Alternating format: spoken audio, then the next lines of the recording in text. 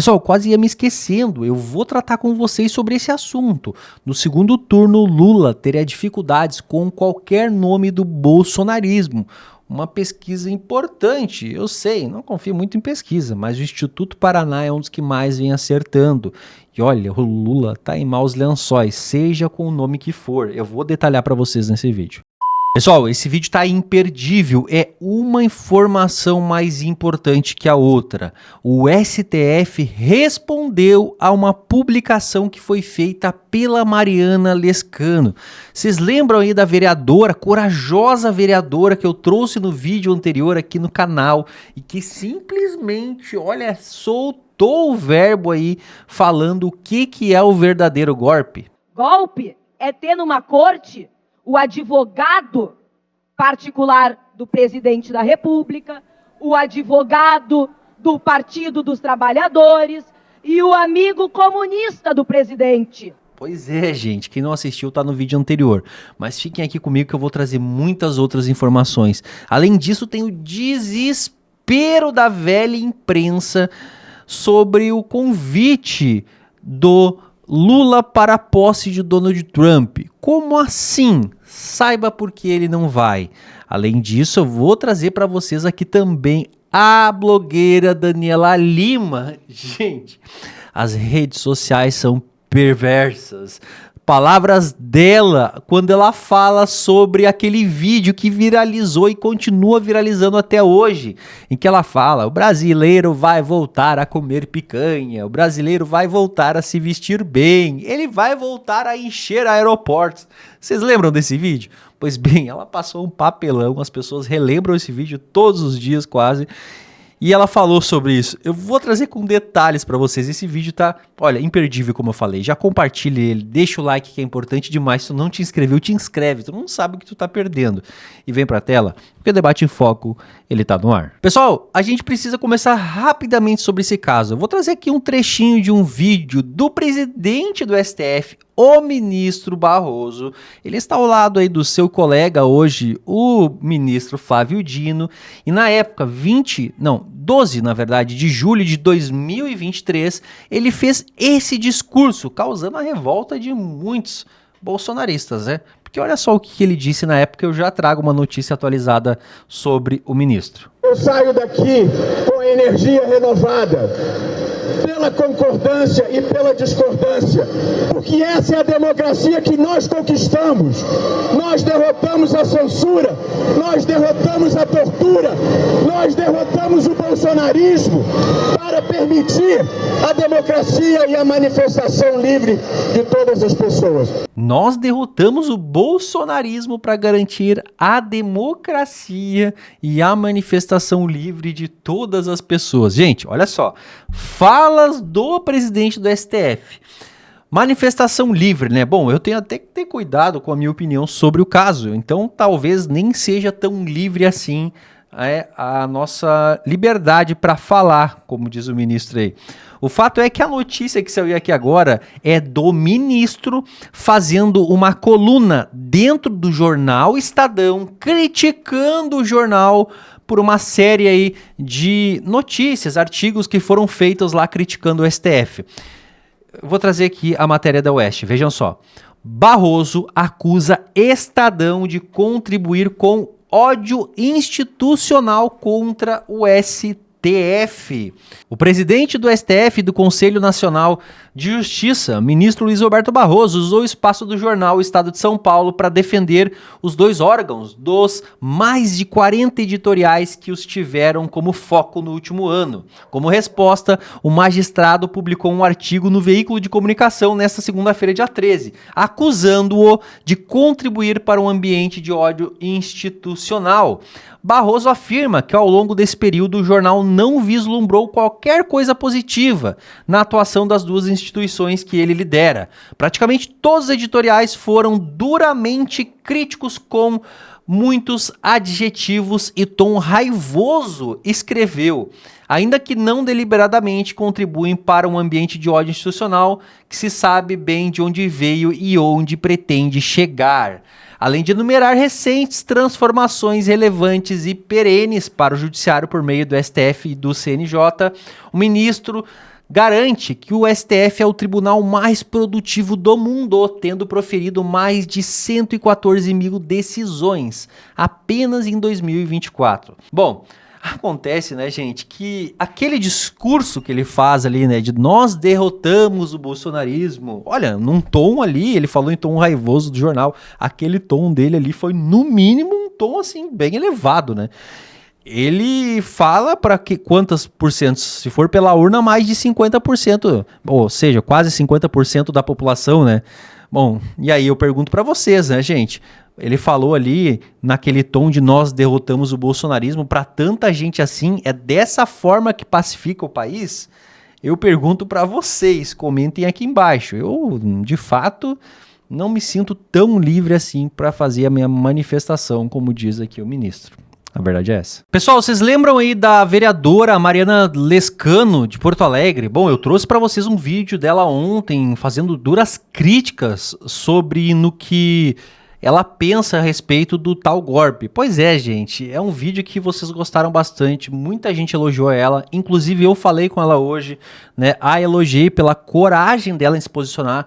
Eu que estou aqui todos os dias, né, trabalhando com isso, vejo que muitos senadores e deputados, inclusive, ele tem medo realmente de falar, e alguns com o rabo preso, a gente sabe disso, mas muitos têm medo realmente aí, justamente por conta de tudo que vem acontecendo. E a Mariana, olha, gente, a Mariana, para quem acompanha ela nas redes aí, eu comecei a dar uma olhada, ela vem assim, simplesmente soltando o verbo mesmo, falando o que ela pensa a respeito do assunto. E agora eu vou soltar um trechinho de um vídeo dela, antes de trazer uma resposta que o STF deu em cima da análise dela, que eu trouxe ontem aqui. Ontem ela fez uma análise, como que a Globo tinha a decisão do STF tão rápido, a ponto de o STF publicar a decisão e cerca de 120 segundos, 127 segundos depois, a Globo já tinha um artigo inteiro falando sobre o assunto. Ou seja, eles teriam recebido antes essa decisão, ou eles são realmente muito alienígenas e já sabiam de toda a pauta aí? Bom, o fato é que eu vou primeiro rodar esse vídeo, na sequência eu vou trazer então aqui o esclarecimento dela, do STF, em cima do post dela, e também do advogado Daniel Silveira, que comentou. Então, calma, vai chegar lá. Vamos primeiro no vídeo dela aqui. Oi pessoal, aqui Mariana Lescano. Dá uma olhadinha no que o dono do Brasil falou para tentar justificar a censura aqui no Brasil. Antes de eu continuar, tá? O vídeo dela aqui então tem o título Desmentindo Alexandre de Moraes em 1 minuto. Vamos assistir, que eu não assisti, vamos assistir juntos. E o nosso Supremo Tribunal Federal, ambos já demonstraram que aqui é uma terra que tem lei. Então vamos lá, né? STF manda soltar 15 integrantes de quadrilha que opera tráfico de drogas em Campinas. Por 6 votos a 5, STF muda posição e derruba prisão em segunda instância. Supremo extingue pena de ex-ministro José Dirceu por corrupção passiva. Carmen Lúcia manda TRF4 soltar presos condenados em segunda instância. Juiz solta chefe de facção condenado a 70 anos, alegando falta de vagas nos presídios. Mas como é que é mesmo, Alexandre? E o nosso Supremo Tribunal Federal, ambos já demonstraram que aqui é uma terra que tem lei. STF manda soltar 11 traficantes internacionais de drogas. Toffoli manda soltar ex-dirigentes da Gaviões da Fiel ligados ao PCC. Pessoal, eu poderia ficar aqui até 2050 falando todos os absurdos jurídicos que acontecem no Brasil e o quanto que a impunidade impera aqui. Mas é que hoje aqui no Brasil, o maior crime que tu tem é ser contra o regime, ser conservador, lutar pela liberdade e querer verdadeiramente uma democracia. A única lei que vale para eles é a da mordaça, a da censura a perseguidores políticos. Bom, vocês viram aí as falas dela, né, pessoal? Sobre o vídeo de ontem, onde ela fez essa análise, então, da matéria da Globo, que foi apenas alguns segundos depois da decisão do STF. O STF respondeu no post dela, lá no X. E olha só o que eles disseram. Informamos que a decisão foi divulgada pela assessoria de imprensa do STF ao mesmo tempo para todos os veículos jornalísticos credenciados no tribunal. Só que o advogado do Daniel Silveira, o doutor Paulo Farias, Faria, aliás, ele acabou fazendo uma análise, então, dessa resposta do STF e ele fez alguns questionamentos. E olha o que ele disse, gente. O STF, quem diria, manifestou-se sobre esse vazamento, respondendo a um tweet da Mariana Lescano. Acredite. Queria entender com explicações lógicas, senhores do STF. Letra A. Assessoria de imprensa funcionando dia de sábado, em pleno recesso? Nenhuma assessoria de imprensa pode encaminhar decisão judicial para a imprensa. Esse não é e nunca foi o seu papel, especialmente dentro de um tribunal, ou possuem tal incumbência. Quem delegou? Quais veículos enviaram a decisão com horários e destinatários? Como explicar a velocidade de publicação do G1? Pouco mais de 2 minutos após a assinatura do arquivo pelo ministro. Ele botou entre parênteses, eu acho que foi ele. Exatos 127 segundos. Quem autorizou o envio à imprensa? Por que a decisão não foi enviada primeiro aos advogados? São apenas dúvidas que reforçam a cara de pau desse pessoal em cometer ilegalidades e tentar justificar o injustificável. Então tá aí, pessoal. O negócio tá realmente tenso. Pessoal, e a Globo, ela tá desesperada com a posse de Donald Trump, o mais novo presidente dos Estados Unidos, que está prestes a voltar ao comando do país no próximo dia 20. Pois é, gente, já tinha viralizado no dia de hoje a Ana Maria Braga, do programa Mais Você. Eu confesso pra vocês, eu não assisto, tá? Mas eu sei que é um programa que já tem há muitos e muitos anos por lá. E ela acabou chamando o Donald Trump de burro. Pra quem não tá entendendo, tá dando uma série de incêndios por lá em Los Angeles, se eu não me engano, na Califórnia. E aí, ao invés deles culparem o governo Biden por conta dos incêndios, estão colocando na conta do Trump, cara. É simplesmente inacreditável. Fazia 4 anos que ele não estava mais no poder, mas eles colocando na conta do Trump. E aí ela foi fazer um comentário e olha só o que ela disse. É um negócio simplesmente que não tem nem como imaginar. Abre aspas. São focos que mudam de lugar. Uma hora é na Indonésia, outra hora é no Japão, outra hora é na Europa. Você viu a situação da neve no norte dos Estados Unidos e no sul dos Estados Unidos? Tem esse incêndio. Aqui no Brasil, no sul, teve essas tempestades que mudam a vida de um monte de gente. E aí, em seguida, então, ela acabou citando o Donald Trump, ó. Abre aspas. A gente tem que pensar um pouco se, de repente, o presidente dos Estados Unidos não está errado, porque ele não acredita nas mudanças climáticas. Eu não entendo como é que esse Trump, uma pessoa tão esclarecida que foi presidente dos Estados Unidos e ganhou de novo a eleição, pode ser tão burro. Gente, é só olhar, né? Não precisa nem ter feito faculdade para isso. É só prestar atenção em como era o meu bairro quando eu nasci, como ele é hoje, o que está acontecendo à minha volta, em qualquer lugar que você more.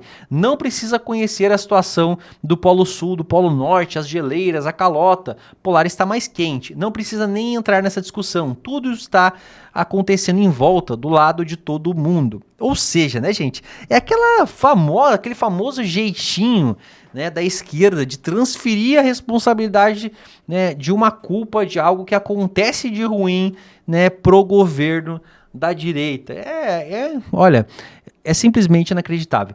E aí, o que aconteceu? Na Globo News estavam debatendo esse assunto aí dos incêndios. Gente, foi parar na conta de quem os incêndios por lá?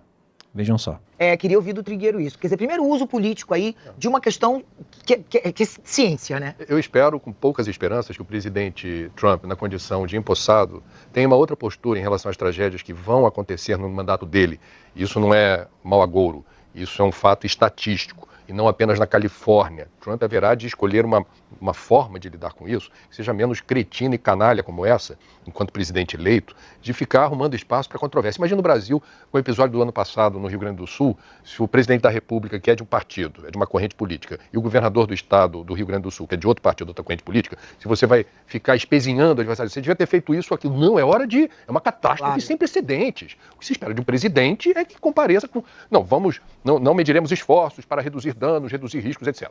Segundo ponto que me incomoda um pouco são as especulações sobre terá faltado água para apagar os incêndios, os hidrantes sem água, etc. Gente, pode até ter faltado, tá? Vou dar o benefício da dúvida aqui. Agora, você não vai ter calibragem de transporte de água para essa região de Los Angeles, da Califórnia, para enfrentar um incêndio com uma estiagem recorde, turbinado o incêndio por ventos de até 160 km por hora, não tem mangueira. Não, e a explicação não é um incêndio, é a cidade toda pegando fogo, né? Pessoal, deixa eu detalhar para vocês a pesquisa que saiu no dia de hoje. No segundo turno, o Lula teria dificuldades contra qualquer nome do bolsonarismo.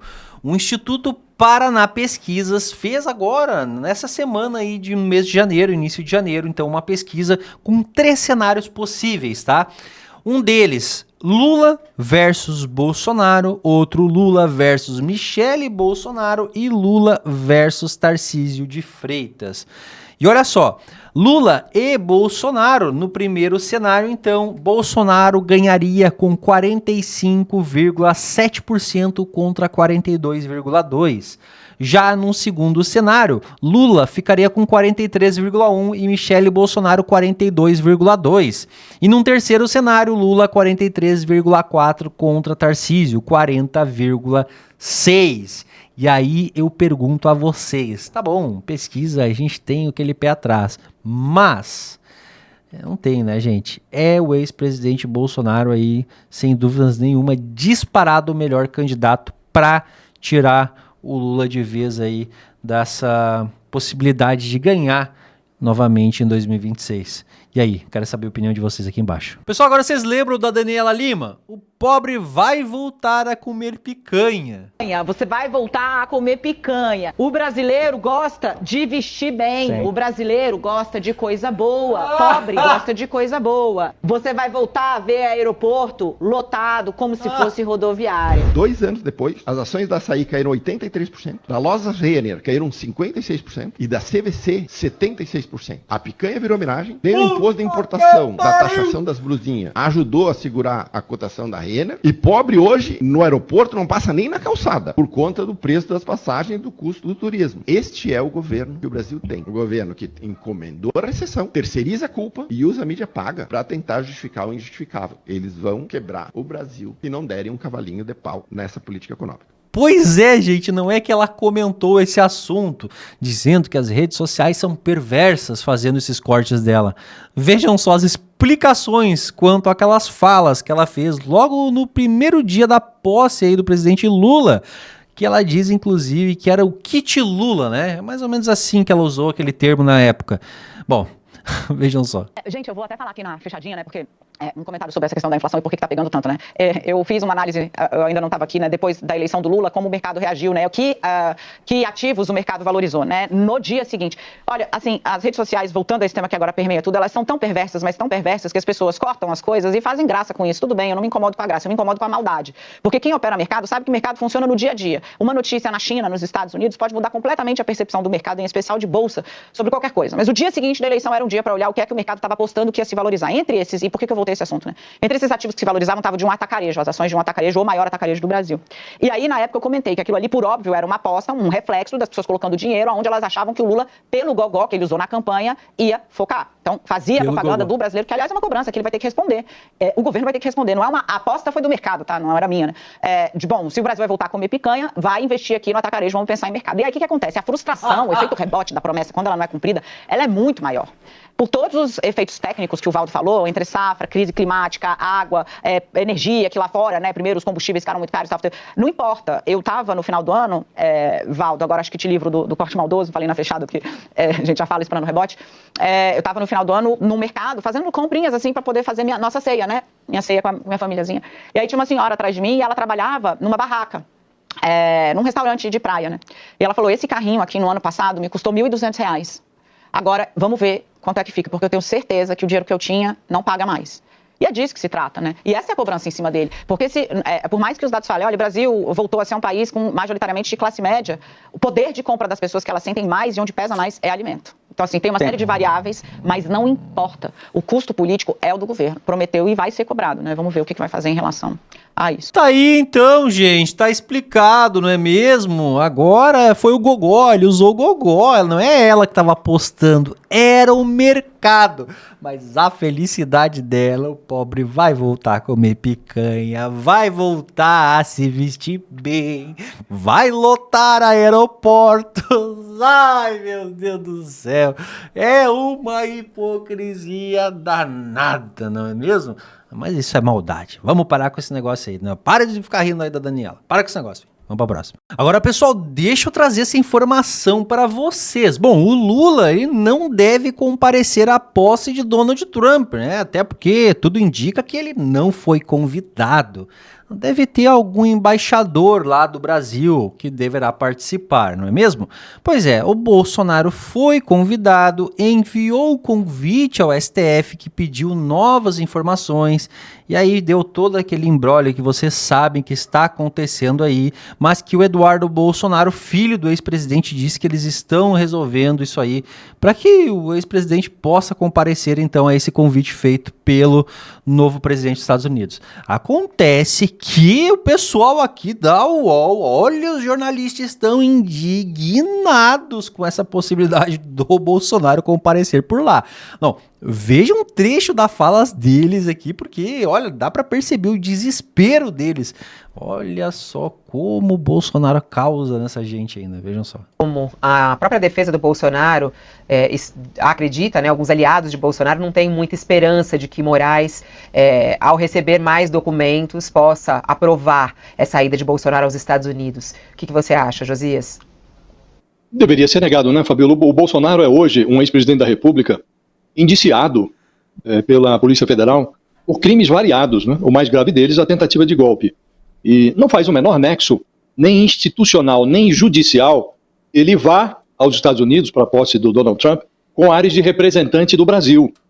Do ponto de vista institucional, isso não faz nexo, porque ele não representa o Brasil, né?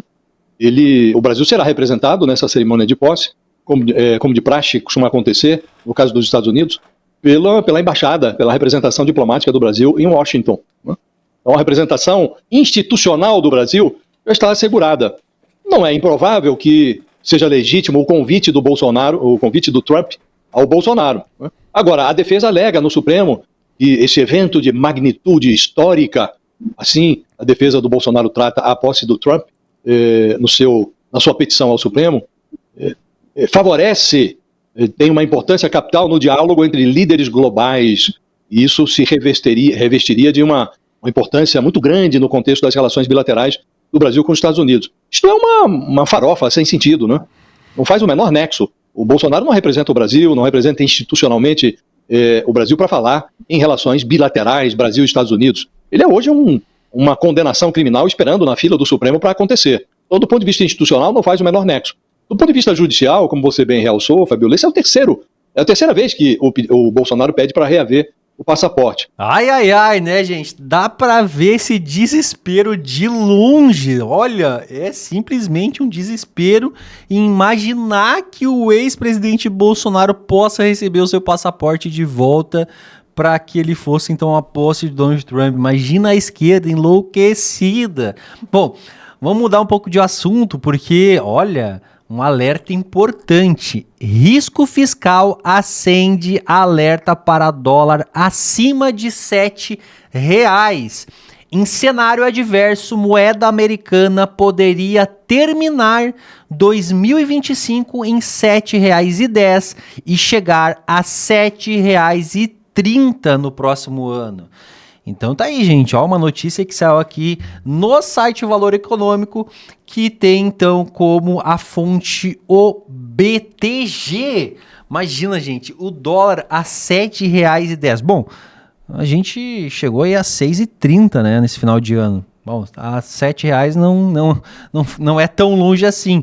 Acontece que a partir desse ano, provavelmente essa subida do dólar deve acabar refletindo, né, em tudo para nós aqui. Já está refletindo. Quem faz mercado, assim como eu, muitos de vocês aí, sabem que, olha, muitas coisas realmente subiram aí né, no mercado, e que a gente começa a olhar assim o dinheiro que tem e já não dá mais para comprar aquele mesmo número de coisas que comprava antes, não é? O poder de compra realmente diminuiu. Bom, para a Globo tá falando isso, para vocês terem uma ideia de como as coisas estão, não é mesmo?